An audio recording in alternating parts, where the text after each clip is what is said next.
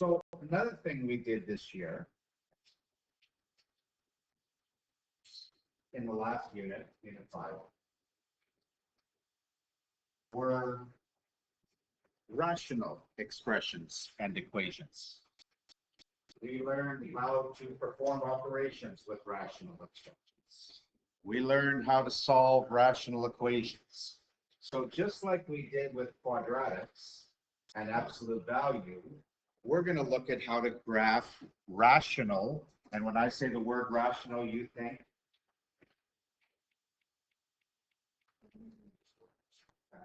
fraction. Okay? That's what you should be thinking. Because a rational function is a function in this form, where you've got some polynomial or algebraic expression over another one. And remember, I shouldn't say algebraic expression, I should say just an expression. Because this could be a number, this could be a variable, could have an exponent in it, could have more than one term, just like this can. Although this can't really be 1 because then it would no longer be rational. Okay? So these are a little different. And remember when we talked about quadratic functions,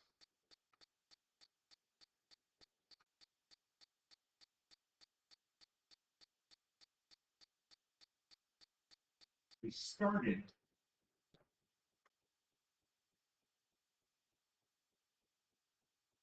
with the most basic one, y equals x squared. And then we saw that we could move the vertex around, we could stretch the parabola when we graphed it, we could flip it upside down, okay? But we always started with this one as sort of our reference one, okay? With absolute value functions,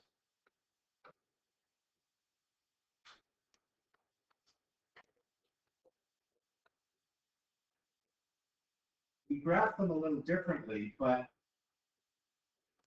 really, when you graph absolute value functions, you start with the most basic one, what it looks like. And that's y equals absolute value of x. So there's no numbers with the x inside. There's no numbers after. Okay? With rational functions, this is the most basic one. Y equals 1 over x. We could fancy it up a bit by making this a different number besides 1. We could add some more stuff in here, like make it x squared, or maybe make it x squared minus 4, or x squared plus 7x plus 12. But this is the most basic one. And just like we did with x squared, let's start with the table of values to see what it looks like. Because it does take a certain shape. Like remember,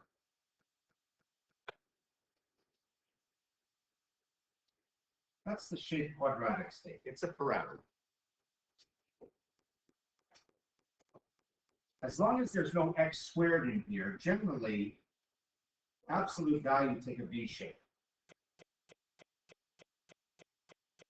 Although we saw that it was a little bit a different shape if it was a quadratic. Okay, but generally it's a V shape. This has a certain shape. So, if I plug -2 in here, what's the value of y? Very easy. 1 over -2. Right, or -1/2.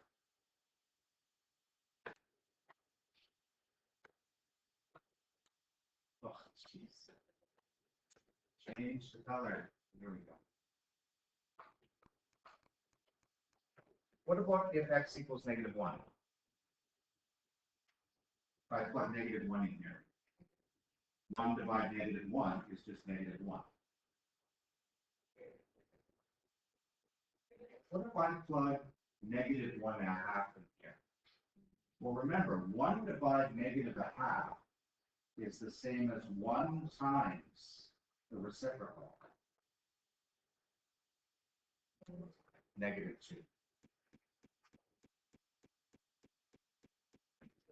right? Whenever you divide a fraction, you multiply by the reciprocal, you flip the second fraction.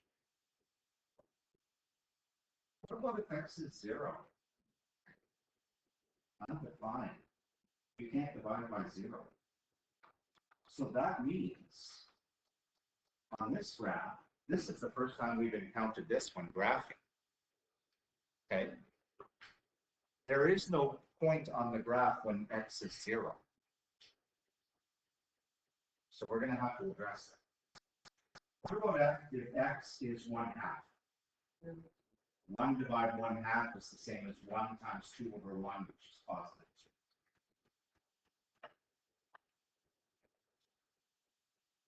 2. X equals 1, 1, and x equals 2, 1/2. So let's see what it looks like.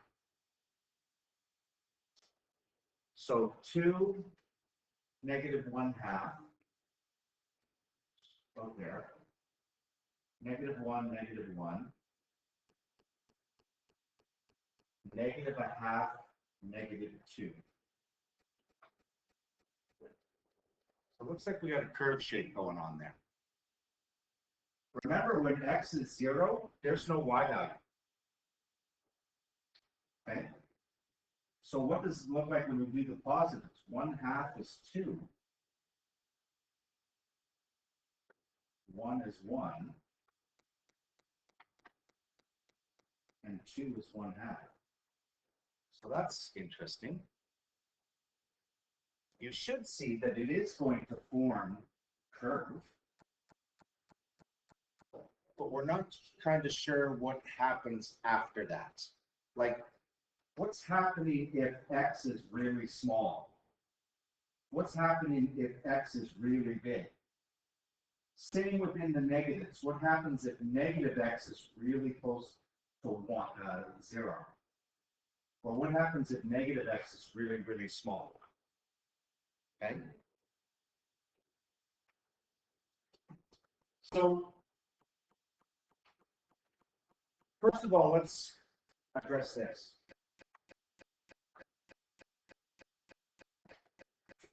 There's no point on the graph where x is 0.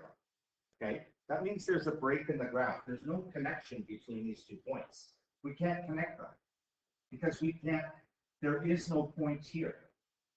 Okay? And where there is a break, we call the line x equals 0, because that's what it is, where there's a break, the vertical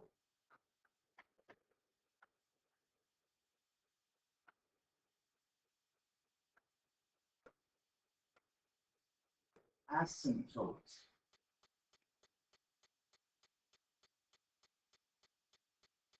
What is an asymptote? An asymptote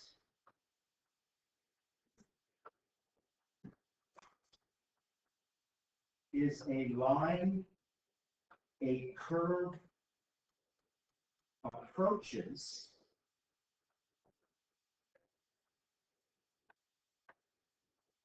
but never touches or crosses over. So how do we show that on the graph? We show this like so. And you have to draw this as part of your graph. It's always dashed. And asymptote is the line, so we need arrows on the end. Okay?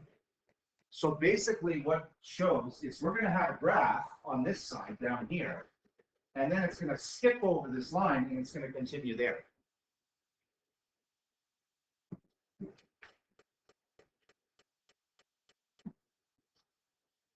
And how can we tell, like if I said, I'm going to write this down.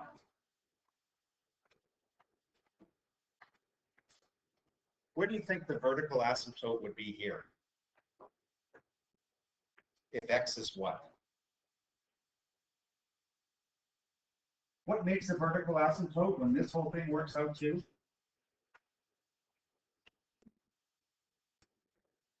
What value of x would make this 0? So that means the vertical asymptote would be here. If I said 1 over x plus 5, where's the vertical asymptote? It's the value of x that makes the whole denominator undefined. -5. So that means it would be over here. So you see how it moved. If there's a number down here, this vertical asymptote moves horizontally. Okay? So where does it occur? Well, what's that? What did we call that when we were trying to find the value of x that made the denominator 0? What do we call that? Like when I gave you rational expressions, I asked you to find before you started simplifying it. I need a little bit more volume, and I need a little bit less mumbling, because I'm hearing sounds, faint sounds. Yes, the non-permissible values. So it occurs at the non-permissible values. Good. That's how you can always find the vertical asymptote. And I'm going to put value or values, because it could be more than one. We'll see. We'll see later on. That's how you can always tell where the vertical asymptote is.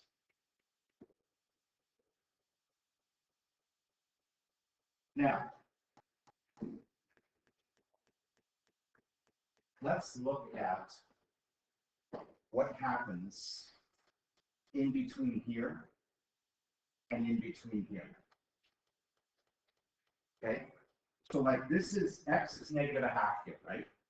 So if I made it even smaller, -1/4, what would happen to the y value? Like if I added -1/4 in here, what would be the y value?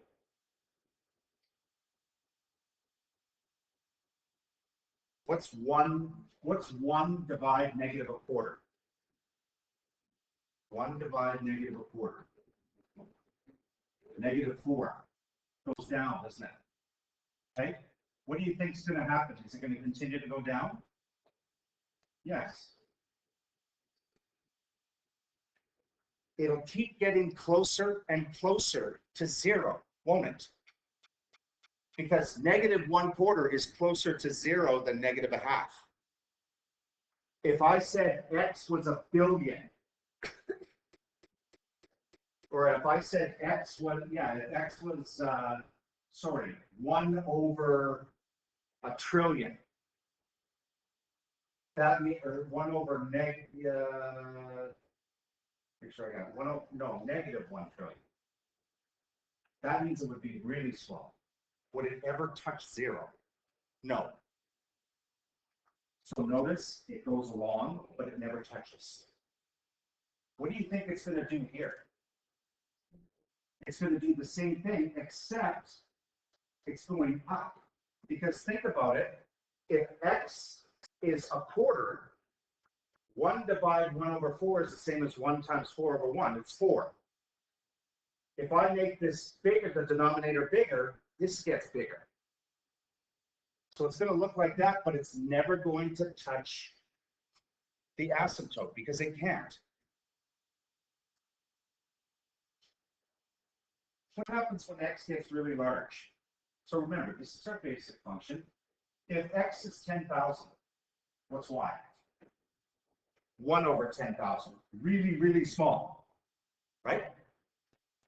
So it's going to keep getting really, really small, but will it ever touch 0? Can it ever equal 0? Like, can you plug any number in here so that the answer will work out to 0? No. 1 divide, there's no such number that you can go 1 divide that number and get an answer of 0. And it happens the same way in the negatives. It gets really, really small, like it close to 0, but never touches it. So therefore, we've actually got another asymptote. And this is a horizontal asymptote.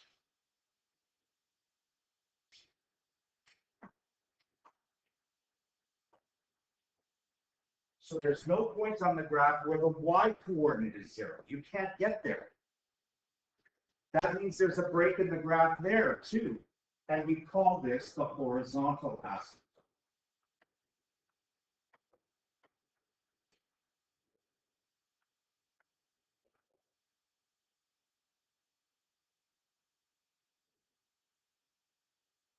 Okay.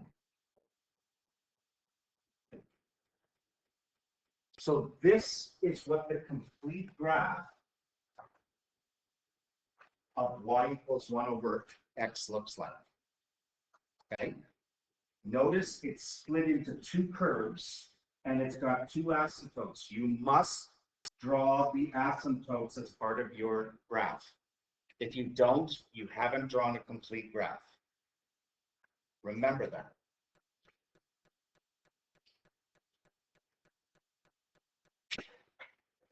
Now, the top of the next page here.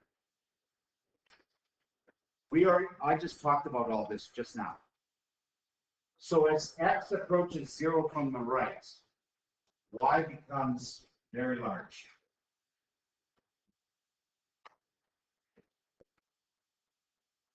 And if we approach 0 from the left, it becomes very small.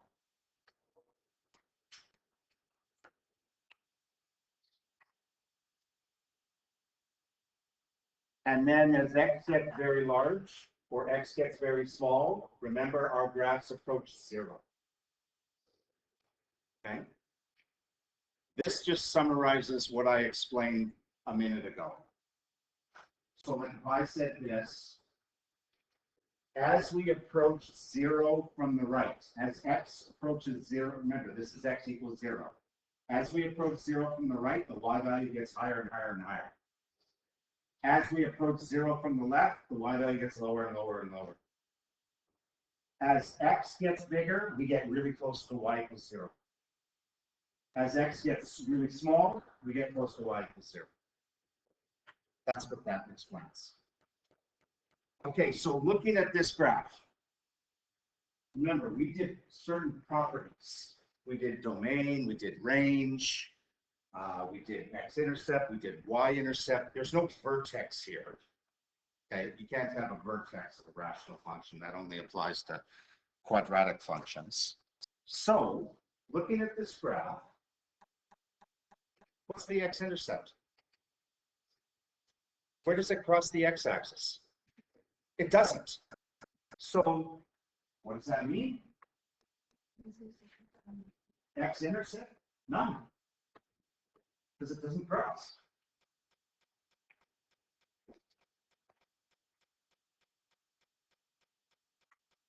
What about the y-intercept? Not again. Because it never touches the y. So you can get those from just looking at the graph.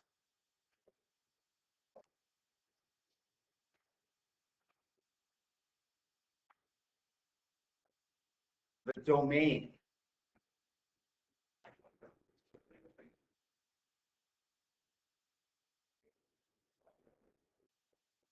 Look at your graph, or the two graphs. What's the lowest x value I go to? Negative infinity, right? Yeah. What's the highest x value I go to?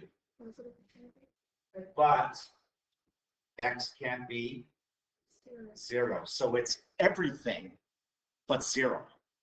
How do I write that? Like you guys are used to writing everything as negative infinity to positive. But how do I write everything but 0? You could use that. But there's even another sign another notation you could use. If we used it, this is where integral notation is not good for these ones. Because this is how I have to write it for integral notation. It goes from negative infinity all the way up to 0. And then it skips over 0 and goes all the way to positive infinity. And then I put a u between those two. That's not very good. That's hard to remember. Okay. But that's how you have to write everything but 0 in integral notation. The other notation in this case is much better. How do I write everything except 0? I do that. So I would suggest you use that one. Okay?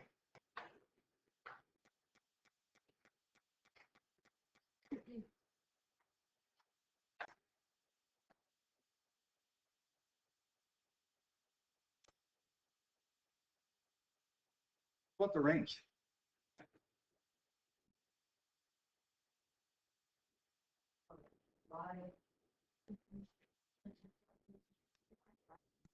Does it go down forever? Does it go up forever? Is there anywhere it doesn't touch?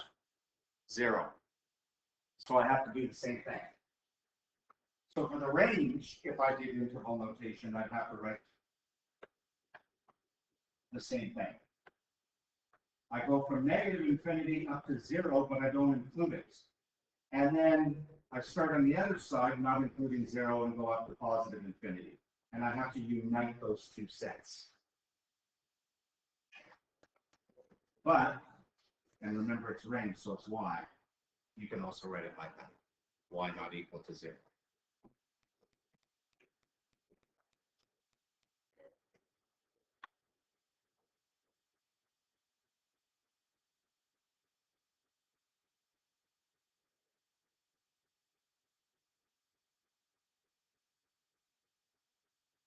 Okay.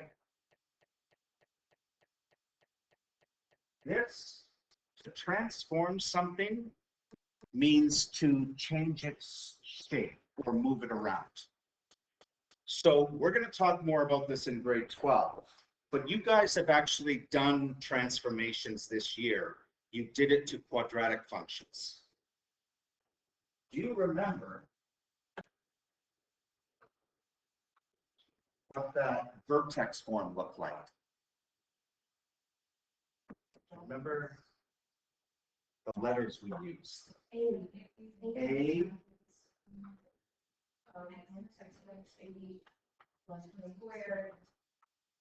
Right. And what did this do? Do you remember?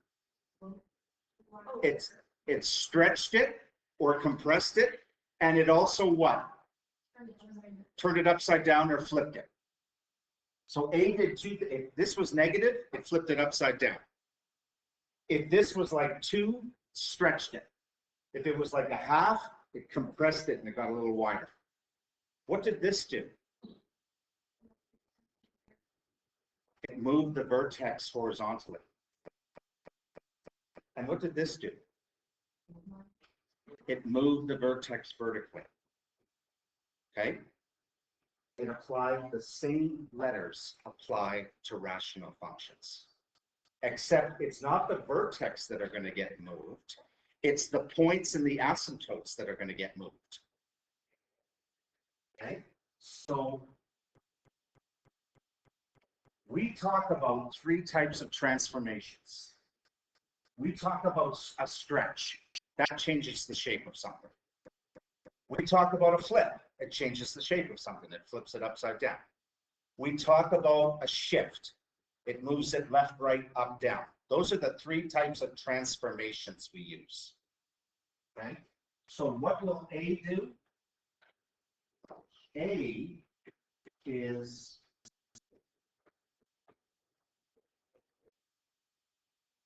it stretches the graph.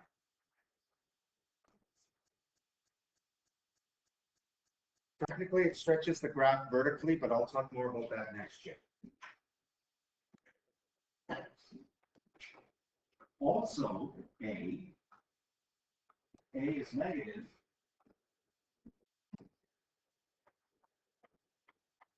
It flips upside down.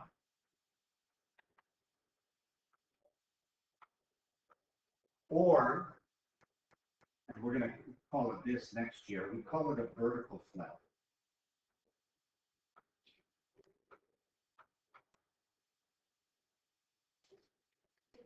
Because what it's doing is it's flipping vertically, like so. Okay, up, down is vertical, left, right is horizontal. If there's a value for H, it shifts left or right.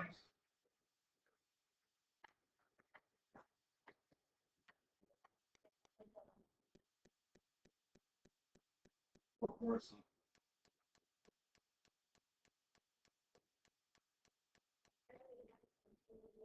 If there's a number at the end after the fraction, it shifts the graph and its asymptotes up or down, depending on whether it's positive or negative.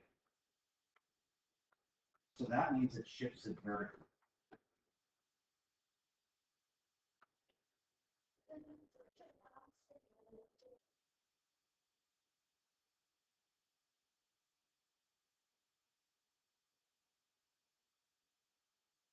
So to answer this question, where does its graph has a vertical asymptote? Well, whatever h is, right? So like if this is x minus 4, the value of x that makes it 0 is 4. Right? So whatever value of h is, that's where we draw the vertical asymptote. Okay? So at h.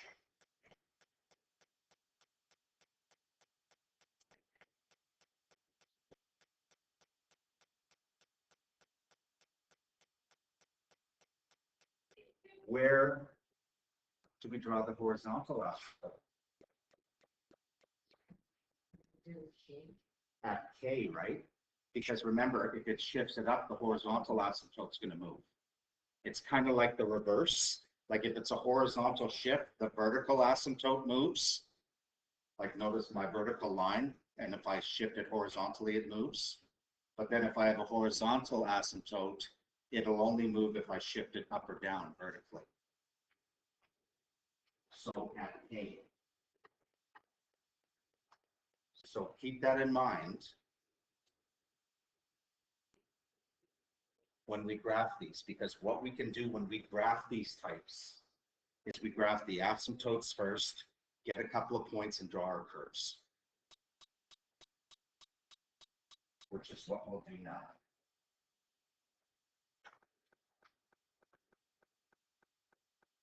Okay. So we're going to graph these two.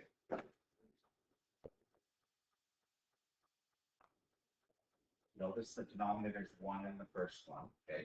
So there's no stretch. So this tells me right here that it is going to look like this. It's going to look like that. But these numbers are going to move the asymptotes around. Okay? Where does the vertical asymptote move? Remember, normally it's at 1 and x equals 0. Doesn't this mean it moved 2 to the left, right? Remember, x plus 2 is the same, it has to be in subtraction form. X plus 2 is the same as x minus negative 2. So that means it moves negative 2 to the left. So that means it's x equals negative 2. So it's here.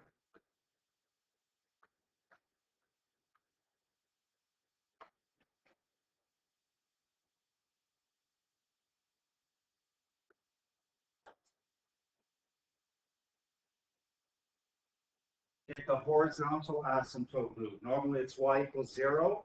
Yes, this moved it down 3, didn't it? So instead of y equals 0, it's y equals negative 3. So instead of being here at the x-axis, y equals 0, it moved down where every y value is negative 3.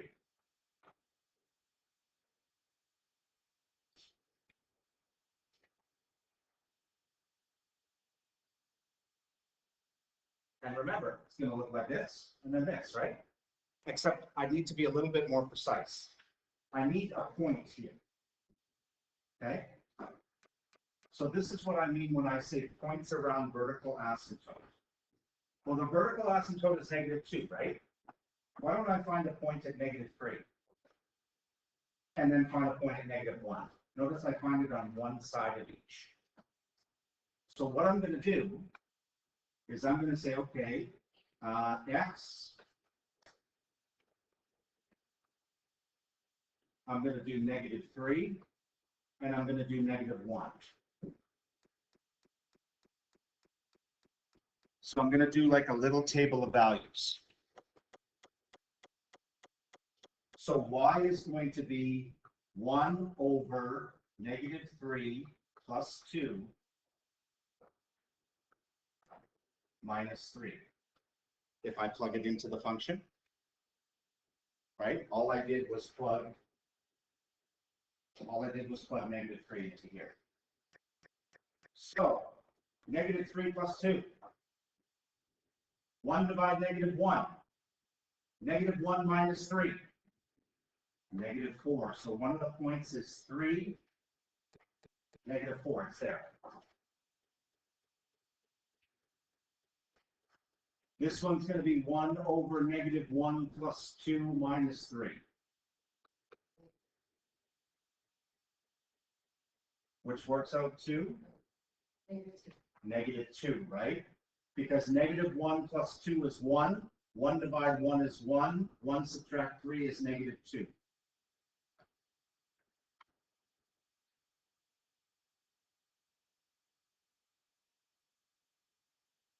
Remember how to draw the curves now? Just like this. And there you go. I just make sure it goes through those 2 points.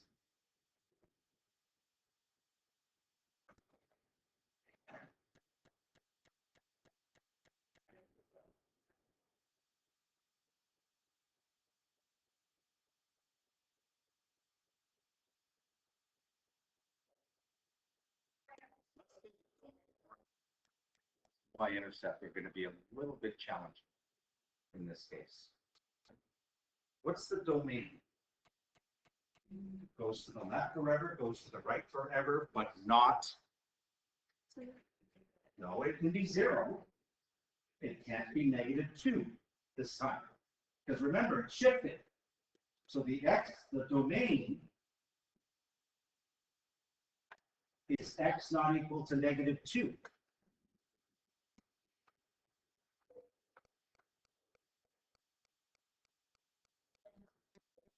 What about the range? It goes down forever, it goes up forever, except it does not hit y equals -3. So y cannot be -3.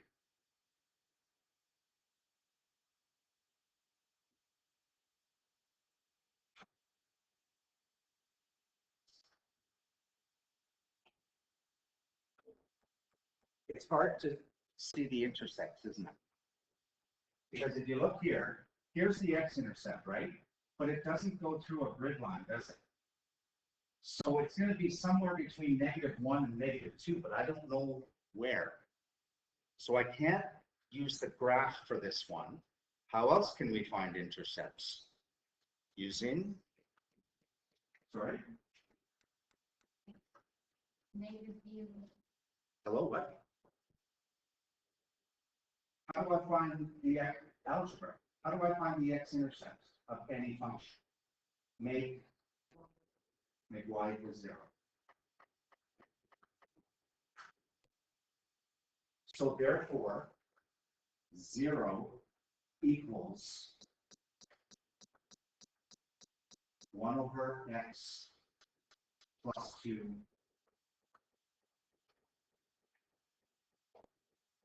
minus 3.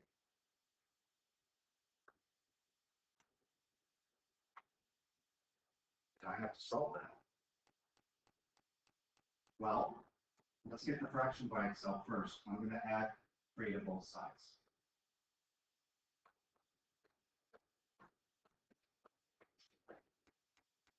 Everybody see what I did there? All I did was add 3, add 3. How do I get rid of this denominator? I've got to multiply it by the exact same thing. Which means I got to multiply this side by 3x plus 2. What's 3 times x plus 2?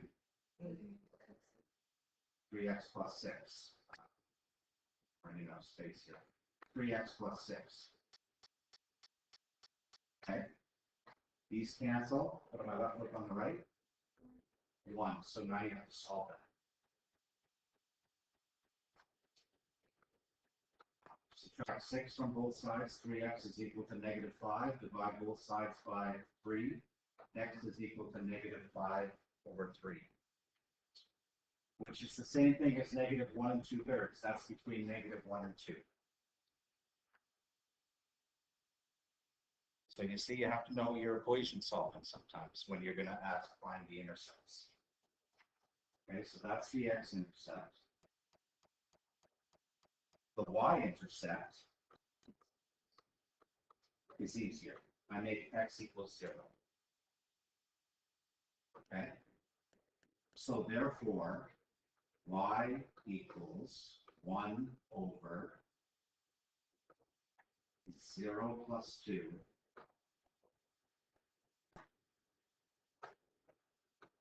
minus 3. And I have to calculate now.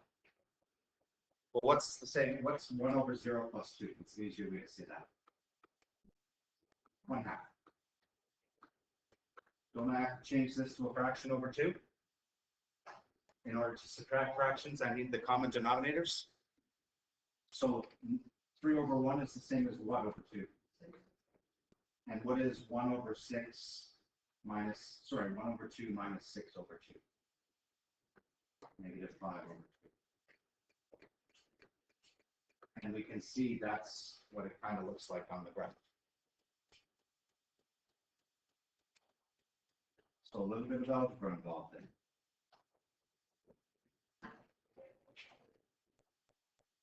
Okay.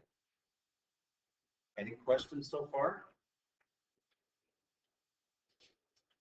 I think I'm just going to do, well, I may do 2 more, but I'm going to do this one for sure. Okay. So hopefully you kind of have an idea of what to do. So this one, remember, f of x means the same as y. Don't go crazy. It just means the same thing. Okay. What's the vertical asymptote here? 3. But it's, remember, x equals 3. It's the value of x that makes the denominator 0. In this case, 3.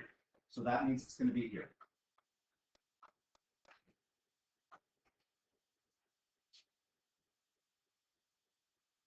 What's the horizontal asymptote? 4. Because it was not x. Y equals 4. Because it was y equals 0, it moved up here.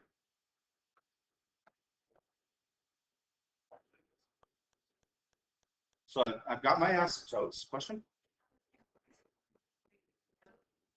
Because this is +4.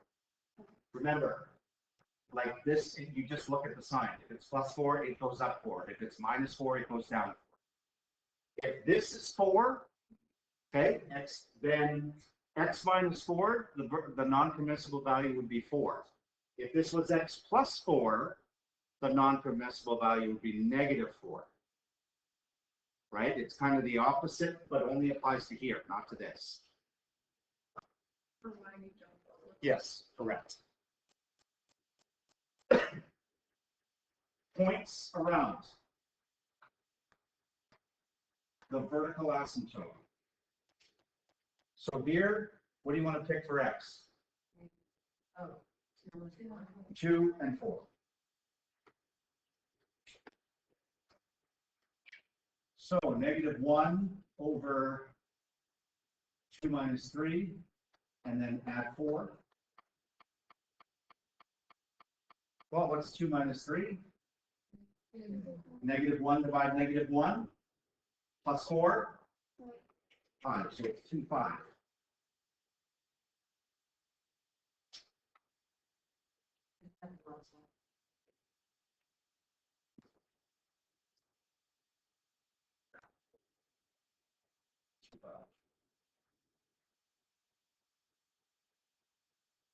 If x is 4, -1 over 4 minus 3, and then add 4. This gives us 3. Notice it flipped. Now our curve are in the other two sections.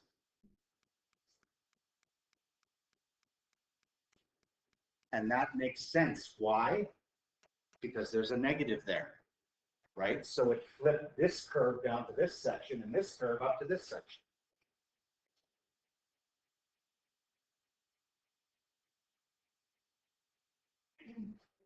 Before we get to the intercepts, which we're going to have to do some algebra, let's go to the domain and range. X cannot be 3. Range, y cannot be 4. That takes care of those.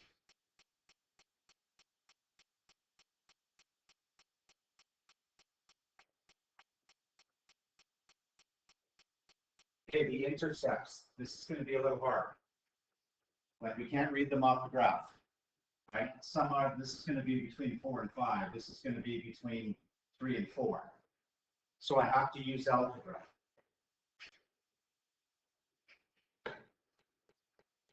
So for the x-intercept, you make y equals 0 and solve. So therefore 0 equals -1 over x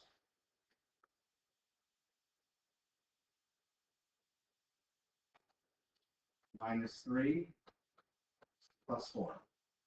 And I got to solve that. What's the first thing I do? Move the 4 over.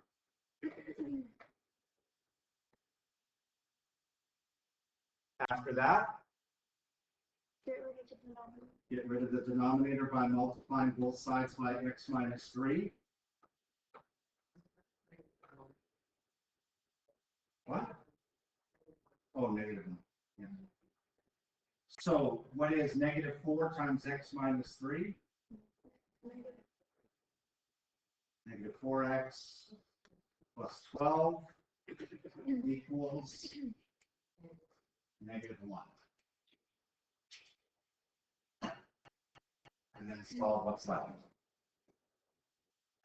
So -4x, I subtract 12 from both sides.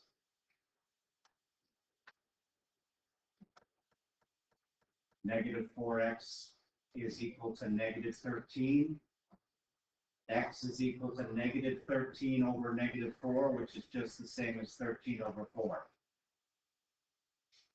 which is between 3 and 4.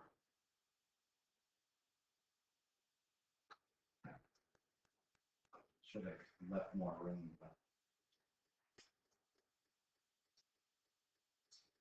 for the y-intercept, we make x equals 0. This is here. So therefore, y is equal to -1 over 0 minus 3. Sorry, I have to do this, plus 4.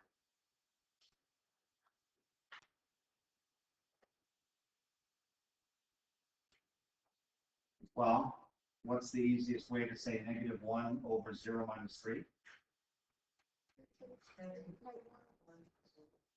-1 over -3? Is there a simpler way to say that? 1 over 3. Plus 4, but because I have to add it to 1/3, I will need to express 4 as a fraction over 3. 12 over 3. Therefore, the y-intercept is 13 over 3, which is between 4 and 5. So that's 13 over 3. And that worked out to 13 over 4. Okay? We're going to stop there for now. Continue with it later. Okay?